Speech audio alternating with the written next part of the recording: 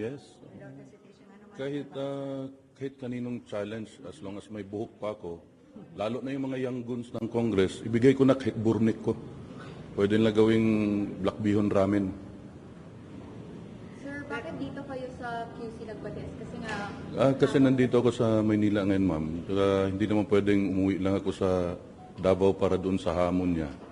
Eh, pwede naman siyang magpasama doon sa boyfriend niya. Sir, kanina may sinabi ka na hindi lang dapat yung mga kababayan natin, they should demand the congressional candidates na magpa-drug testing. Hindi naman kailangan demand. Kung ikaw kandidato ka at wala kang tinatago, ba't di ka magpa-drug test, di ba? To show to your constituents na malinis ka. And wag lang yung drug test lang ang tingnan ng taong bayan.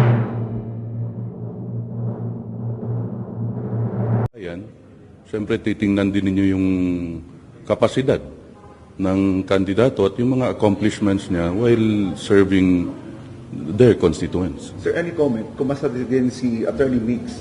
Kung ano? Any comment po? Kumasa rin si Attorney Meeks sa drug test? Eh, di, congrats. Di ba? Sir, pero ito, hindi niyo ito ginawa to hit to the call of Ms. Nograles. Hindi naman. Kasi meron din siyang challenge Actually, sa kanyang Facebook. Actually, nagpa-drug test ako. Same dito rin. The day after nag-file ako ng bill. Kasi baka i-demand ng young guns eh. Kaya inunahan ko na sila. Ngayon, tas inulit ni VP Inday.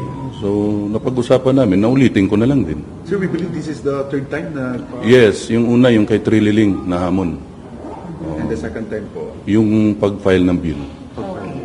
Sir, ito, we understand, nag-file lang kayo ng bill nun, pero wala ni isa mang tumugon doon. Kahapon, si Vice President, challenge siya, hindi lang yung young guns, kundi lahat ng mga congressional candidate. What's your take on that po, sir?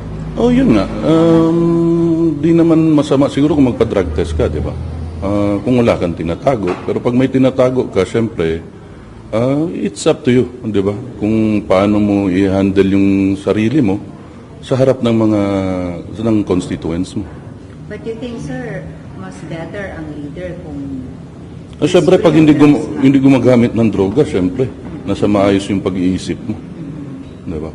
Sir, speaking of maayos ang pag-iisip, sorry for asking you this. Marami kasing mga negative comment kay VP. Psychiatric test daw. Ay, si VP na po sasagot dyan. Sinagutan niya kahapon, pero Okay. bilang kapatid, bilang kuya, sir, what's your take sa mga ganitong negative comments kay VP, sir? Eh, normal yan. Kami ang kalaban ng administrasyon ngayon. So, syempre, sino ba yung nagko-comment? Di ba? Syempre, yung mga kaalyado nila. Are you hurt, sir? Ako? Hindi. Normal yan sa politika, madam. Sir, going back dun sa drug. Tinawag na nga akong drug addict, drug pusher, drug lord, drug smuggler. Yes, sir. Kahit may 5 anak ako at 4 na apo. Sir, going back sa drug test, sa tingin niyo may mga congressman na hindi tutugon dun sa hamon ni VP Sara? Sa tingin ko, alam nyo na yung sagot. Okay. Pwede yung pangalanan, sir? Ano, senador? Senator, congressman, sir, in particular dun sa mga congressional candidates na Magpa-drug test na lang sila. Para magkaalaman na. Di ba? Sinong sila, sir? Your calling on lahat na talaga? Lahat. Di ba? Total, imposible naman wala silang pera pang drug test. Sir, si PRRD, how is he po? Last week, nandun ako. Ayun, nagkukwentuhan kami sa candidacy niya rin as mayor. Okay naman, kampanya raw siya, pero sinabihan nga namin na mga piling barangay na lang na hindi na pwede lahat ng barangay ng Davao, 182 barangays yun.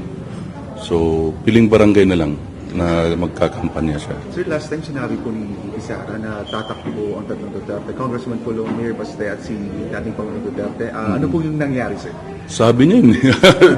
Wala talaga yun sa plano ko, no? Kasi may isang term pang ako as congressman. Tapos ever since pumasok ako sa politika, hanggang 2 terms lang ako. So yun nga, sabi din ng mama ko na tapusin mo yung term mo as congressman. Pero sa 2028, sir, may plano po tayo to... Wala. So ito second May term. plano akong mag-retire. So ito second term pa lang ba ito? Third na po. So you will finish your term now? Yes, opo. National. Opo. We were expecting kasi it was announced earlier by VP na yung mga kapatid daw ay sasama sa Senado.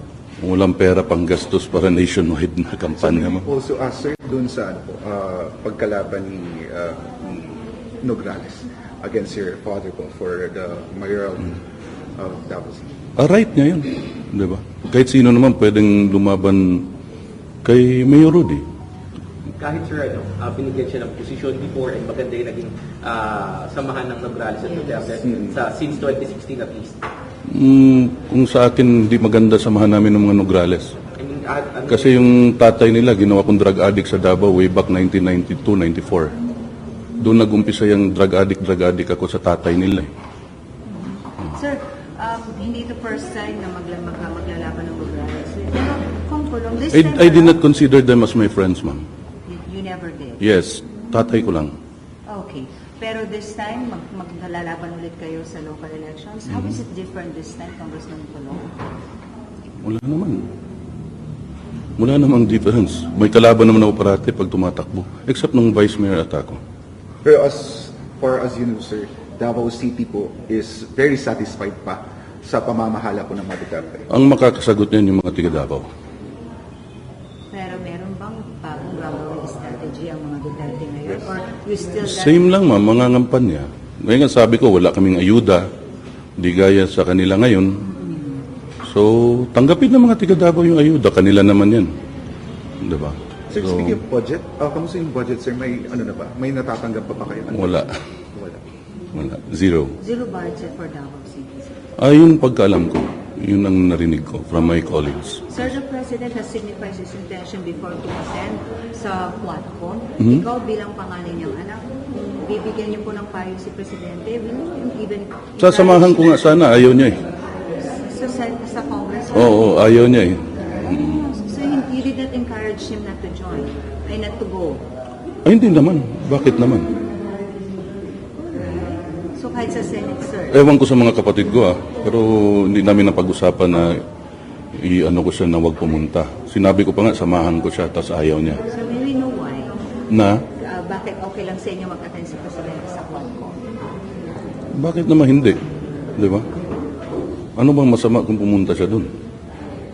Sir, pero ano reaction nila yung Quadcom na patuloy na iniimbestigahan yung supposed drug war reward system dun sa tatay niyo? Gusto niyo malaman kung magkano sila per hearing?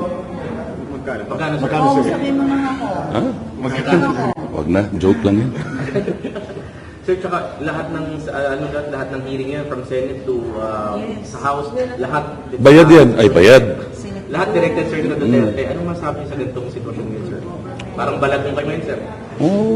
Siguro yun yung definition ng trabaho nila. To investigate the Dutertes. Yan siguro na ang mandato sa kanila. So, okay lang. Sir, may I go back to your father? Kumusta ang health concern ngayon? Okay naman, natutulog, malakas kumain, kahit sasabihan na namin na dahan-dahan. So, okay lang. Is he excited to campaign for this 2020? Yun nga gusto niya umakyat ng bundok, sinasabihan namin hindi na pwede. Diyan na lang sa, siyempre, diyan na lang sa downtown or at least makita lang siya ng mga tao. Does he need to campaign?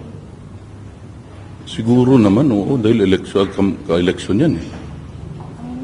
Pero, so Lugi kami kung di siya mangangampanya. Pwede mag-relax ang Duterte ngayon, Kong? I mean, talagang kailangan din kayong sumabay sa pagdating sa kampanya. Nangangampanya naman din talaga kami, ma'am, every election. Kung merong, sorry for asking this, Kong, kung merong dehado kayo, saan kayo dehado ngayon? Sa buhok. Or sa pera? Siyempre. Sir, all out po ngayon si VP Sara against the Marcos administration pagsasalita niya. Sa tingin niyo saan galing yung hugot ngayon ni VP Sara? Nasa ganun Hindi namin yan napag-uusapan. Ngayon, napag-usapan namin, wala lang raw powder pati lip gloss. Galit siya. Okay? Kong, maraming salamat. So we'll wait, the result will come out after 2 weeks. Yes, 2 weeks pa po Sir, yan. pahabol, baka may message kayo sa mga sa mga congressman na or officials na Challenge sa kanila. bumabati ko sa inyo and of course challenge din dito sa for the record lang. Wala naman akong message sa kanila. Kumain kayo na maayos. Are you not challenging them to also undergo drug test as compared to... Kaya nga, gaya ng sabi ko, ma'am, siyempre, duty nila yon as candidates, di ba? Para sa mga constituents nila, para malaman ng constituents nila na hindi sila gumagamit. Sir, last na to. Yes. Pinanggit kanina sa Congress, Quadcom, at saka yung good government, sa Senate Blue Ribbon, parang we call we hate to call this, pero parang against JK, against Duterte pa rin. So, saan ba humuhugot ang pamilya Duterte na ng strength despite all of this, mga Kami? sanctions? Ako sa nanay ko at sa Panginoon. Yes. Sir, ano sinasabi ni Ma'am Isabel sa inyo? Anong palagi niyang sinasabi? Siya na lang kayo interview niyo. Pero ano laging na-advise sa inyo, sir? Yes, every day. Every day. What does she tell you? Kailangan may powder ka at lip gloss. Sorry, hindi ako sanay sa ganito. Sorry. Thanks, sir. Okay, salamat po tayo.